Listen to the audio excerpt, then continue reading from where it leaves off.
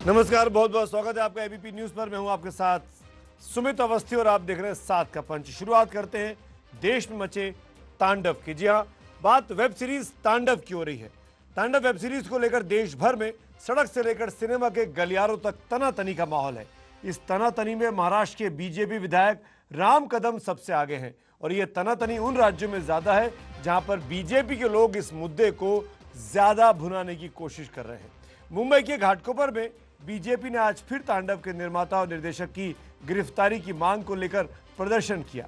Police ने बिना इजाजत प्रदर्शन के आरोप में विधायक राम कदम को गिरफ्तार भी किया, लेकिन फिर बाद में छोड़ दिया।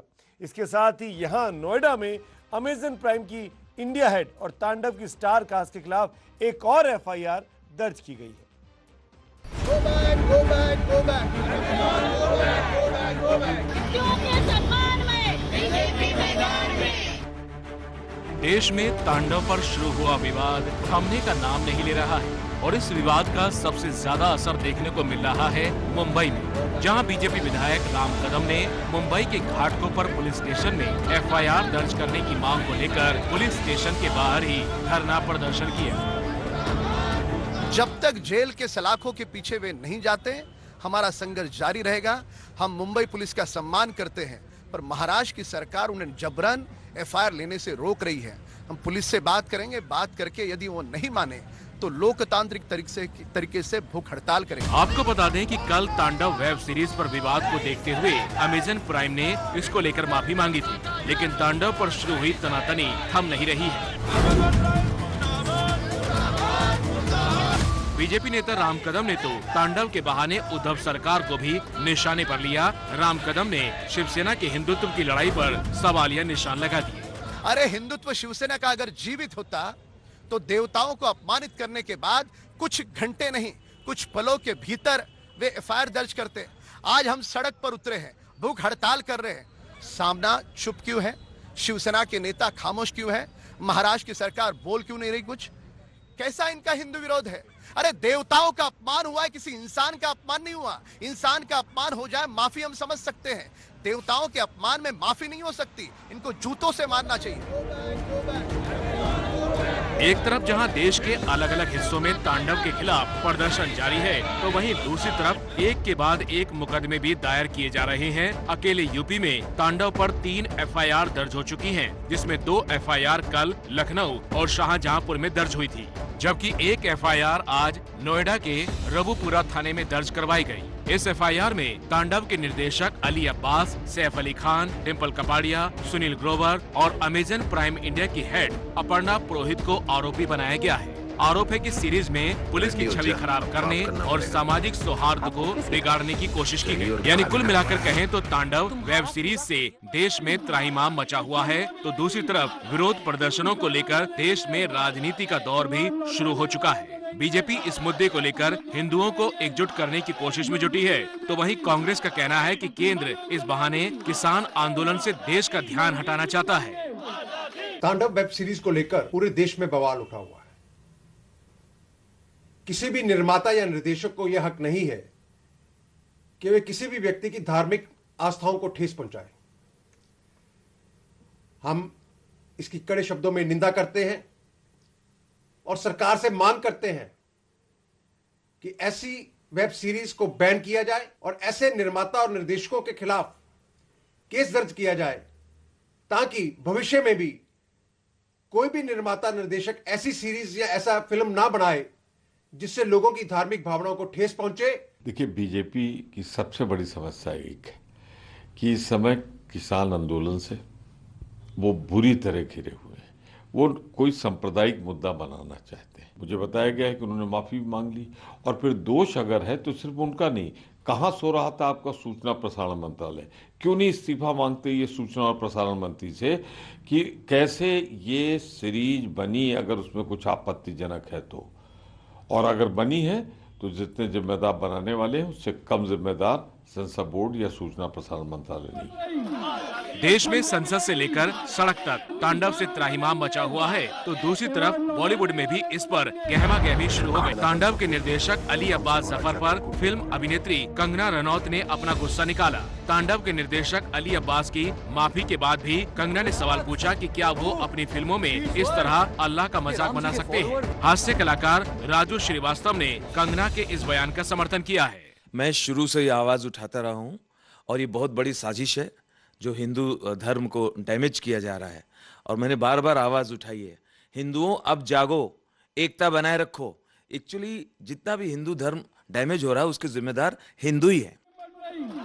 यानी साफ है कि देश में अभी तांडव पर मचा बवाल थमने वाला नहीं है। किसान आंदोलन का आज 55वां दिन है और किसान कृषि कानून की वापसी की मांग पर लगातार अड़े हैं। कल सरकार और किसानों के बीच अब 10वें दौर की बातचीत होनी है। उससे पहले एक बार फिर राजनीति भी गर्म हो गई है। कांग्रेस नेता राहुल गांधी ने पूरे कृषि क्षेत्र को बर्बाद करने वाला बताया इस नए कानून को। उन्होंने कहा कि इससे मंडी व्यवस्था खत्म हो जाएगी, जिसके बाद केंद्रीय मंत्री प्रकाश जावड़ेकर ने कहा कि राहुल गांधी हमेशा सवालों से भागते रहते हैं और जो सवाल बीजेपी पूछती है उनकी वो जवाब क्यों नहीं देते।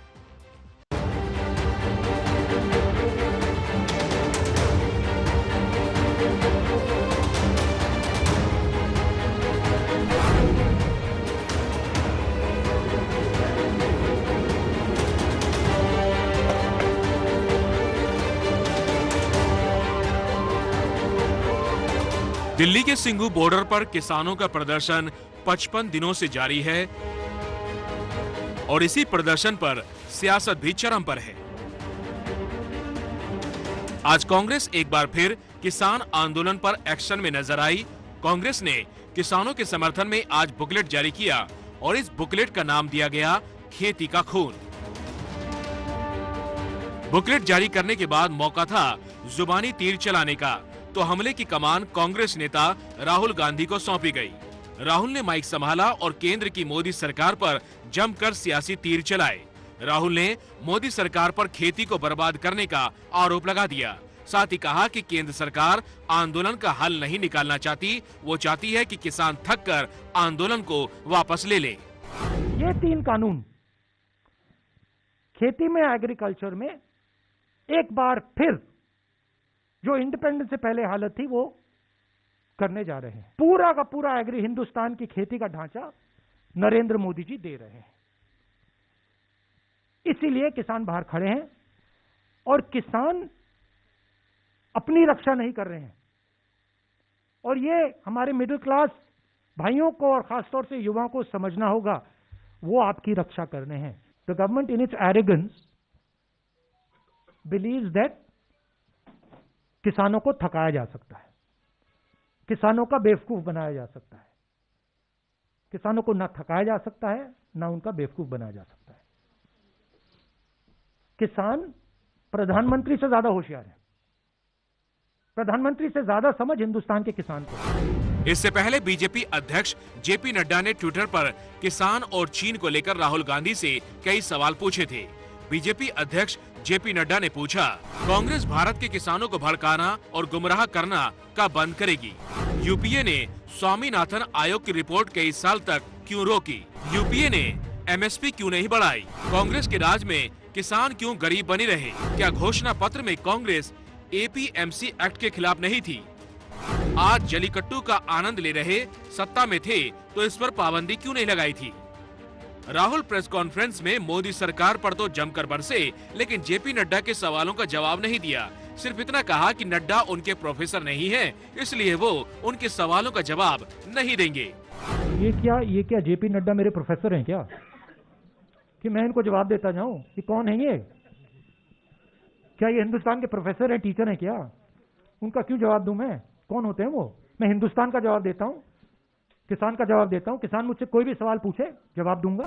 राहुल के पलटवार पर बीजेपी ने दोबारा हमला बोला। केंद्रीय मंत्री प्रकाश जावड़ेकर ने कहा कि राहुल फिर जवाब देने से भाग रहे हैं। प्रोफेसर के सवाल के जवाब ऐसे छात्रों को नहीं आते हैं तो वो बहाना बनाते हैं। क्लास में भी प्रोफेसर जब सवाल पूछते हैं तो कुछ लोग हैं जो अध्ययन नहीं करते, उनको तो सवाल का जवाब नहीं आता, तो वो बहाने बनाते हैं। ऐसा ही ये बहाना है। इस सियासी महाभारत को देखकर अंदाजा लगाना आसान है कि कैसे देश में किसान आंदोलन पर राजनीति हो रही है, तो वहीं दूसरी ओर सिंघू बॉर्डर पर किसान कानून रद्द करने की मांग को लेकर अपनी जिद पर बैठे हैं।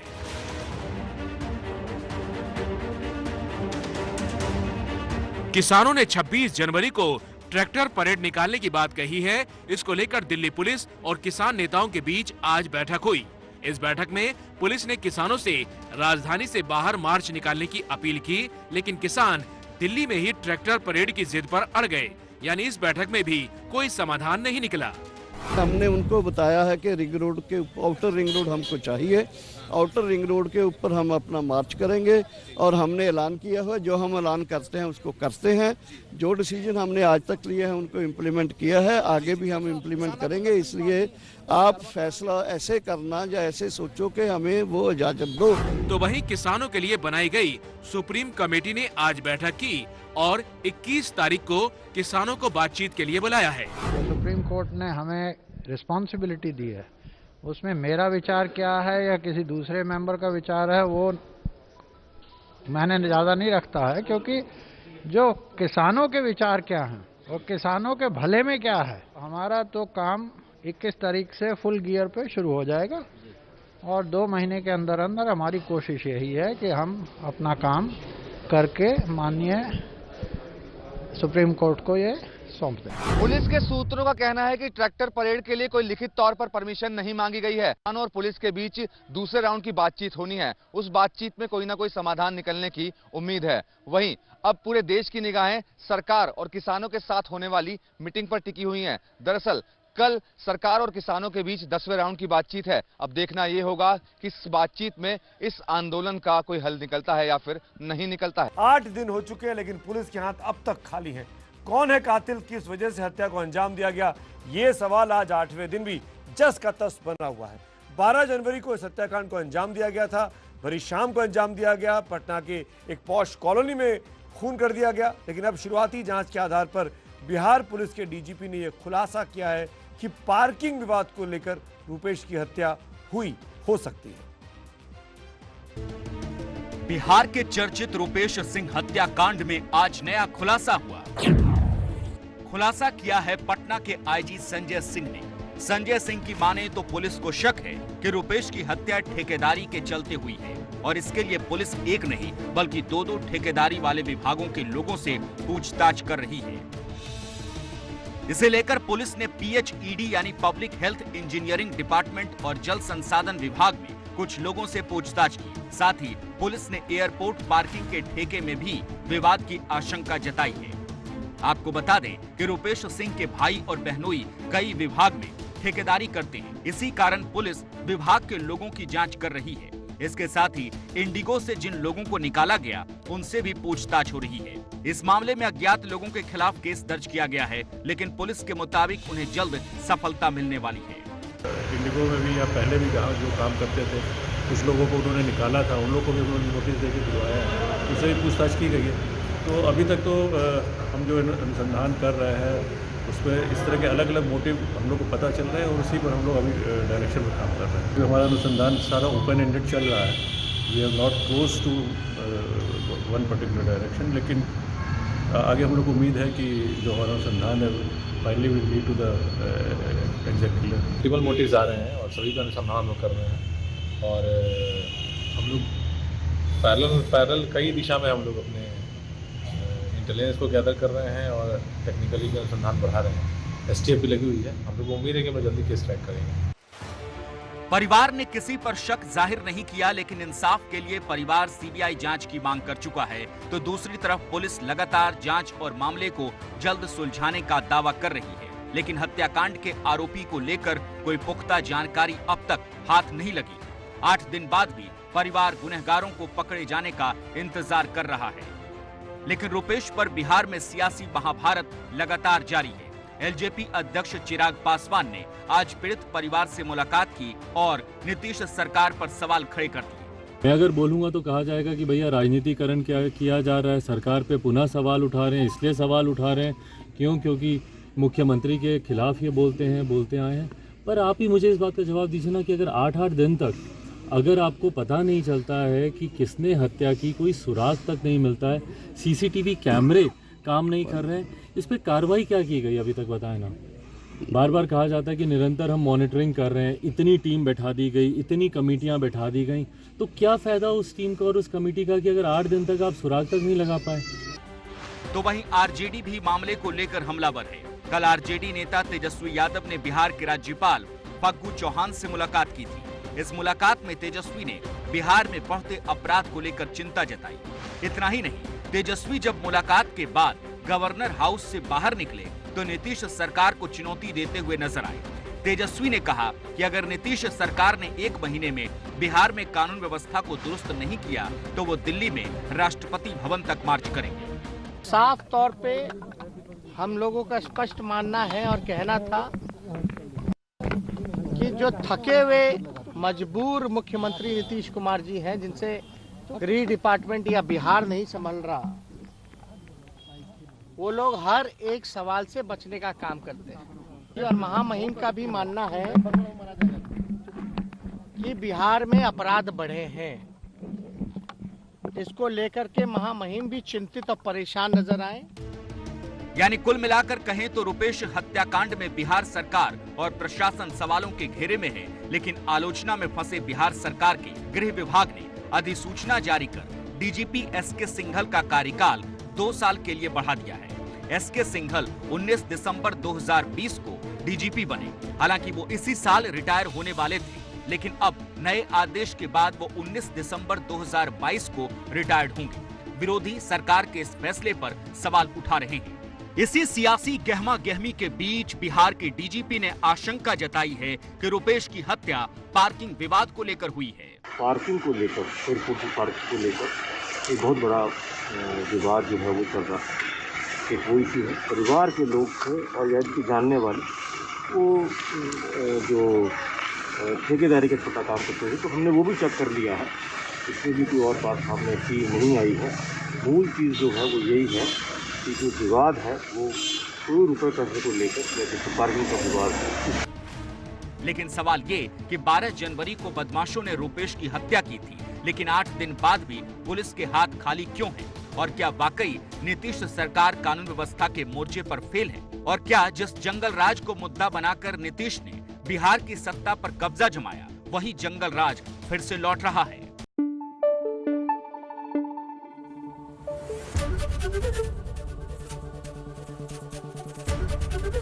एबीपी न्यूज आपको रखे आगे।